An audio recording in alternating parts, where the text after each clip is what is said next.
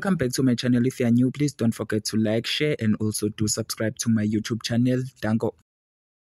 Ezinye ke bafethu esingenayo zakamuva eyithinta ke omunye ke wabasebenzi bakhona lapha kwi-Afrotainment owaziwa kakhulu ke ngokuthi ke ungumenzi isto lapha ke kuke kwenziwa ke investigation okay by yona ke i-Afrotainment ngokumsola ke ekuthenini ke ngathi usebenzisa ke izimali ke noma ke ama resources ayo ke inkampani ke i-Afrotainment ke ngendlela ke engekho right. So i-Afrotainment yenza ke le statement ke esesigcwele ke inkundla zokuxhumana ke ukushare nje nabantu ukuthi ke cha le ndoda ayisasebenzeli ke i-Afrotainment ke ngamanye amazwi isixoshiwe. So ukucaphuna nje komunye yemibhalo ke eyenziwe yiyona ke i-Afrotainment ke ithi ke at Afrotainment we prioritize transparency, integrity and respect in all our business practices. So the behavior ke yakhe ke ulokhungana umenzisto kushuthi ibingahamselani nalezi zinto.